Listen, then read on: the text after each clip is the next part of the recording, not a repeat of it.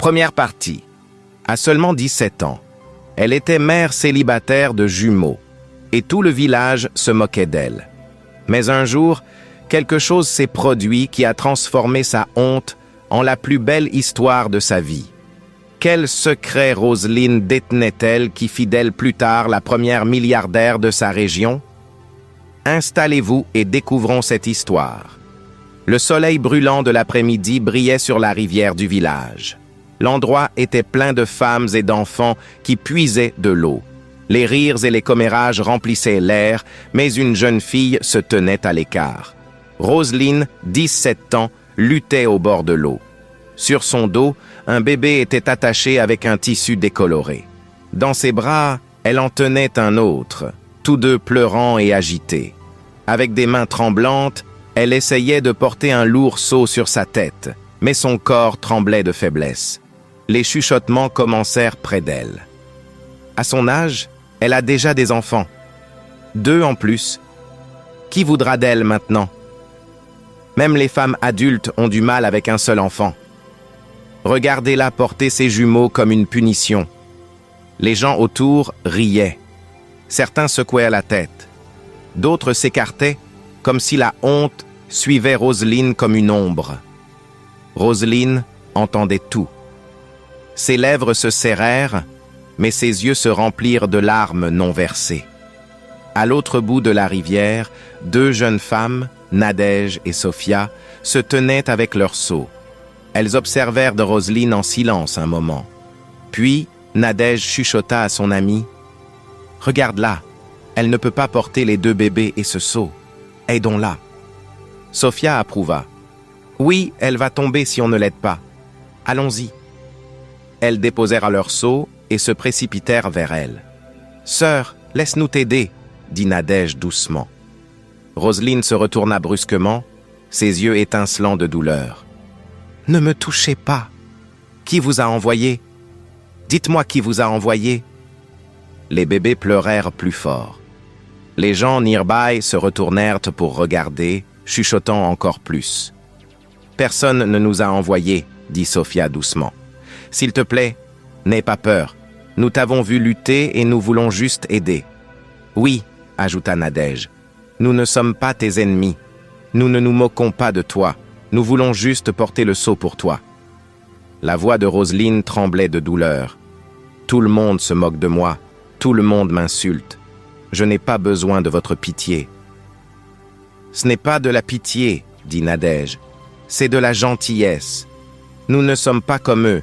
Nous ne rions pas de toi. Nous voulons être tes amis. » Roselyne les regarda longuement. Puis sa voix baissa. « Des amis? Est-ce que j'ai l'air de quelqu'un qui mérite des amis? »« Oui, tu le mérites, » répondit Sophia avec fermeté. « Et aujourd'hui, nous allons te le prouver. » Les mains de Roselyne tremblaient. Lentement, elle baissa les yeux et poussa un long soupir.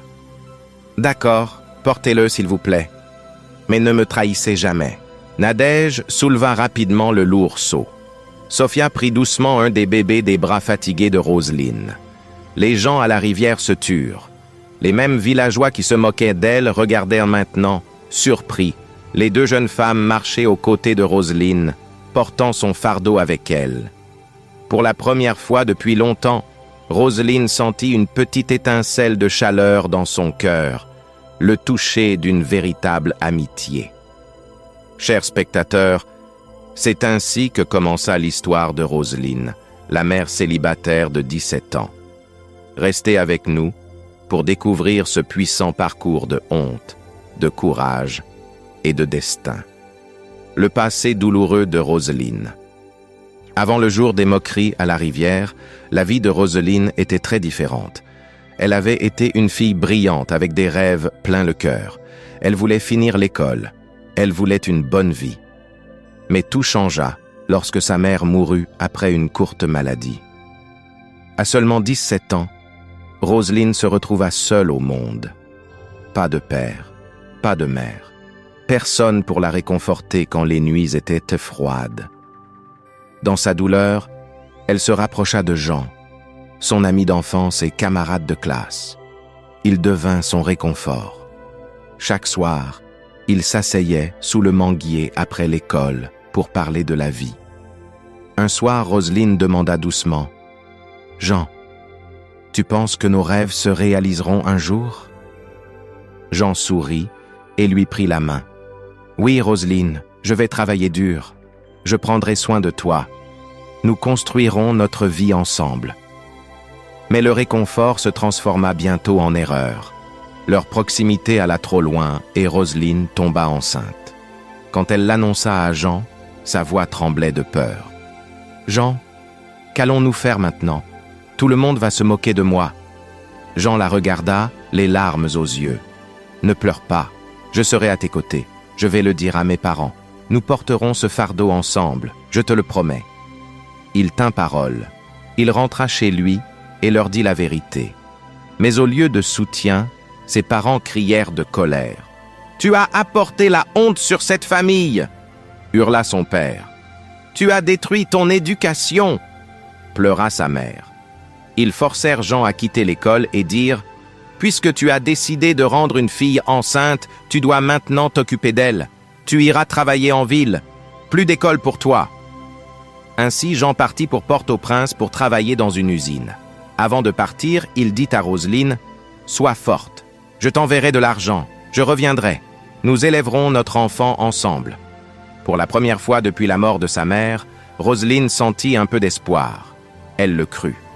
Mais quelques semaines plus tard, une lettre arriva de la ville. Les mots lui brisèrent le cœur. Il y avait eu un accident à l'usine. Jean n'était plus. Roselyne s'effondra au sol, serrant la lettre contre sa poitrine. « Mon Dieu, pourquoi? Si cette histoire vous intéresse, abonnez-vous et écrivez suite en commentaire.